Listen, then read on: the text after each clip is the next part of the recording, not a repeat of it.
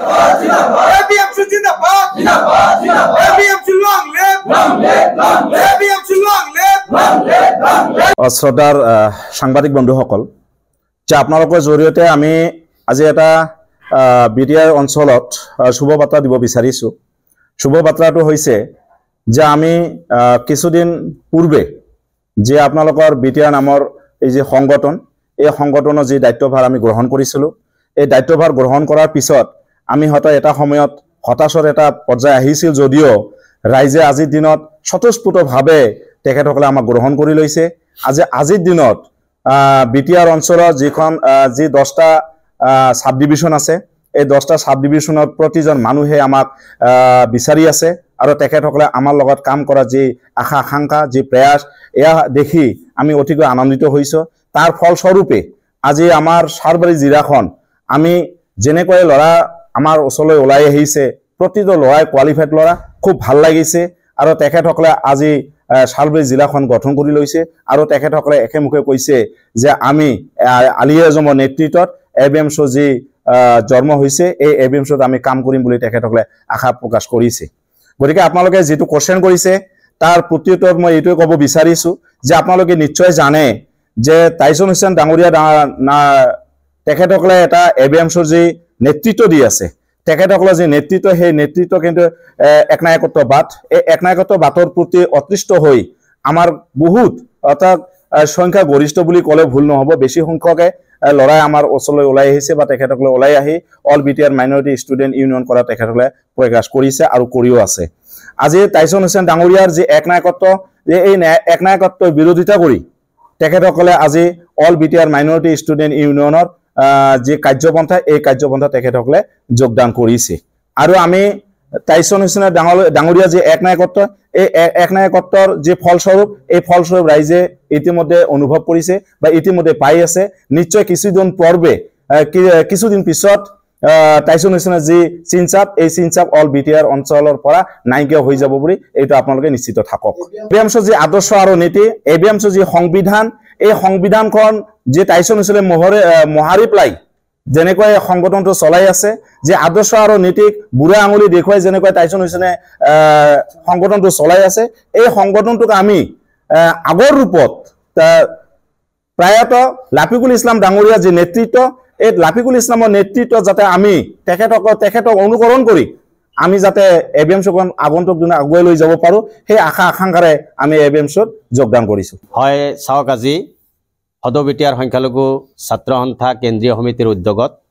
আয়োজিত এক সভাত হালবাৰী জিলা সমিতিখন 41জনীয়া সদস্যৰে পূৰ্ণাংগ এখন হালবাৰী শক্তিশালী জিলা সমিতি গঠন কৰা হ'ল। এই জিলা সমিতিখনে হালবাৰী অঞ্চলত অনাগত দিনত শৈক্ষিক বিপ্লৱ, এক শৈক্ষিক জাগৰণ সৃষ্টি কৰাৰ নিমিত্তেই আমি এখন শক্তিশালী আঞ্চলিক জিলা সমিতি গঠন কৰিলোঁ। সমান্তৰালভাৱে হালবাৰী অঞ্চলত হৈ থকা বিভিন্ন অসামাজিক কাম কাজ, ড্ৰাগছ তথা ইত্যাদিকে আদি কৰি বিভিন্ন ধৰণৰ অসামাজিক কাম কাজৰ লগত জড়িত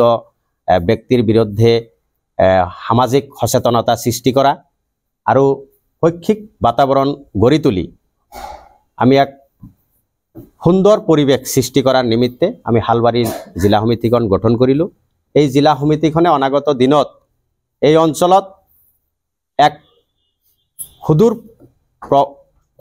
প্ৰভাৱ বিস্তাৰ কৰিব বুলি আমি আশাবাদী। ইতিমধ্যে আজিৰ সভাৰ জৰিয়তে আমি 41জনীয়া হালবাৰী জিলা সমিতি গঠন কৰা হ'ল। ইয়াত সভাপতি হিচাপে আমি নিৰ্বাচিত কৰা হৈছে ৰুহুল আমিন ডাঙৰীয়া, কালপানী আঞ্চলিকৰ, আৰু কাৰ্যকৰী সভাপতি হিচাপে আমাৰ মাজত নিৰ্বাচিত কৰা হৈছে কুৰপান আলী গৱৰ্ধনাৰ, আৰু সাধাৰণ সম্পাদক হিচাপে নিৰ্বাচিত কৰা হৈছে ইছমাইল হুছেইন পশ্চিম হাউলি আৰু আজিমুল হক আনন্দবাজাৰ। গতিকে এই সমিতিখনৰ দ্বাৰাই আমি অনাগত দিনত BTC অঞ্চলৰ যি ধৰ্মীয় সংখ্যালঘুকে আদি কৰি বিভিন্ন জাতি জনগোষ্ঠীৰ যি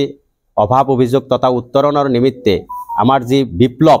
সংগ্ৰামী যি যাত্ৰা, এই যাত্ৰাত হালবাৰী জিলা সমিতিখন অংশগ্ৰহণ কৰিব আৰু তেওঁলোকৰ সহযোগিতা নিশ্চিতভাৱেই বলিষ্ঠভাৱে থাকিব বুলি ভাবিয়েই আজিৰ সভাখন। সকলোৱে জ্ঞাত যে টাইছন হুছেইন নেতৃত্বাধীন এখন কেন্দ্ৰীয় ABMSU নামেৰে এখন সমিতি চলি আছে,